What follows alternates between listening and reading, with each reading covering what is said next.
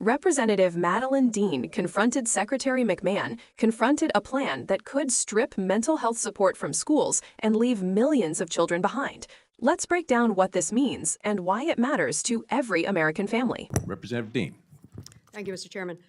Secretary McMahon, I wanted to hit quickly two topics. Mental health cuts. The administration cut $1 billion. Well, actually, let's put it this way. Just stop paying $1 billion allocated for mental health service professional demonstration grant and school-based mental health services grant. Do you recognize that our school children are struggling with mental health? Many of our children are struggling with mental health.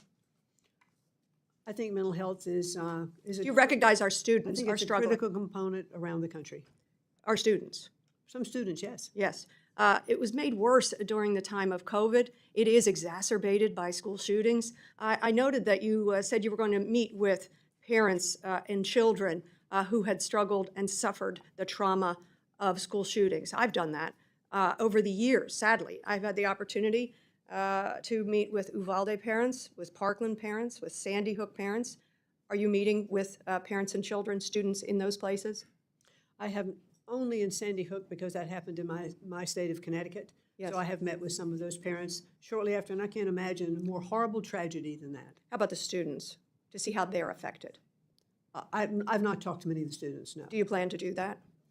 Sure, I would enjoy doing that. How soon can you do that? Because you did talk about doing that on CNN recently. I'm not sure how quickly. But, You're the secretary. You could do whatever you want because, after all, you're cutting all this funding. You've got time. I've got a lot of responsibilities to do, and we're going to focus on the things that I think are going to ensure that we're providing equal education for all of the students in our country. That's great, which is just in contrast to actually what you have said and what you said the president cares about. He wants the best educated students, right? He wants to make education great again, right? Yes. I don't understand. It seems like a logic fallacy to me. You think the federal Department of Education is not living up to what it ought to be doing, and you cite some statistics for students who are not doing as well as they ought to be. And yet you decide that the answer to that is not to check on these investments and make sure students are achieving. It is shut the whole doggone thing down. Well, That doesn't make any sense. Well, I think the fallacy is the way you're stating it. And what I have looked at and said from the very beginning, we have failed. This system we have in place does not work. So it is your mission to shut it down. It is the mission to shut down the bureaucracy of the Department of Education and return education Shut down the to Department of states. Education. To shut down the bureaucracy. What's the balance right now? To shut down the bureaucracy What's the balance of the right Department now of Education. in the funding for education? What's the split, the pie chart? How much is federal, how much is state and local? Federal is about 8 to 10%. Correct. The rest is state and local. The burden is already there. And you don't want to come up with the 8% to help our kids succeed, to help their mental health, excuse to me, help Mrs. kids Secretary. with No, disabilities. you're wrong. You're It misstating. is a logic fallacy. No, you were misstating. The funding, it's not taking away all of this funding. I've already said Title I-A funding, IDEA funding is still going to come into How about the mental states. health funding? There may be some more of that funding if HHS oversees then. But the president mental has funding, unconstitutionally then, cut therefore, off the that grants. funding may come into those states. So How about- I think we have to see how about how the students full with budget disabilities? happens. How about and I students? think we have to see what those programs are that are going to best serve every student and not just be put by the wayside. As I said, you on page 1 of your testimony, The you said gentlelady's time President's expired. vision is to What we witnessed in this hearing goes far beyond the tense exchange between Representative Dean and Secretary McMahon. It's a clear illustration of how policy decisions made in Washington ripple out to affect classrooms, counselors, and children across the country.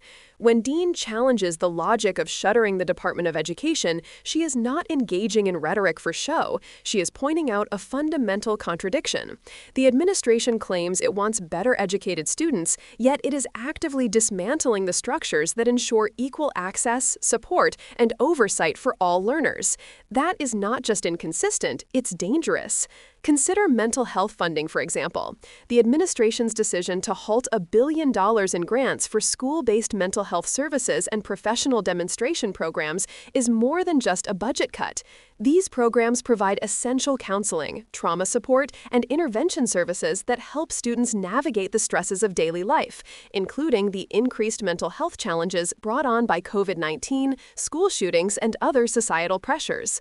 Without these resources, students are left to cope alone, schools are left understaffed, and communities bear the human and economic costs.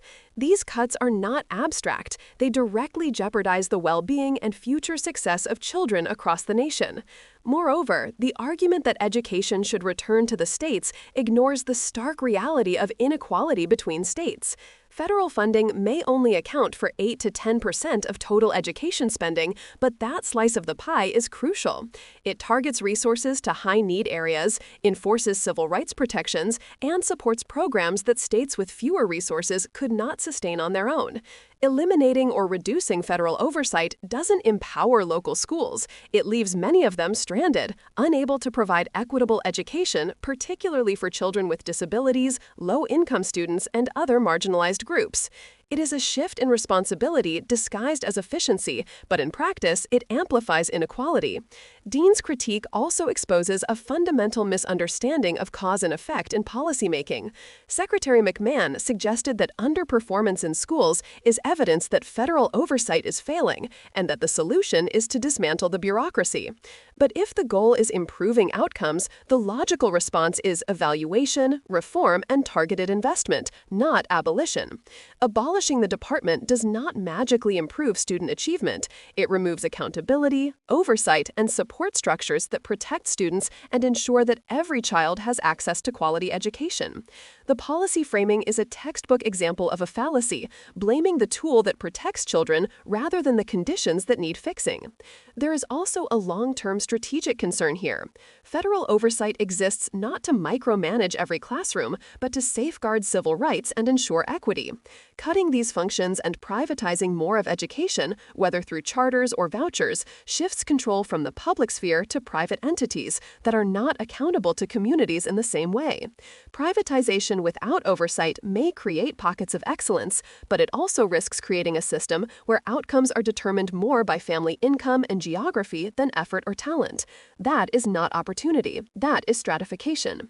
The moral dimension cannot be overstated. Education is not just a service, it is the foundation of a functioning democracy.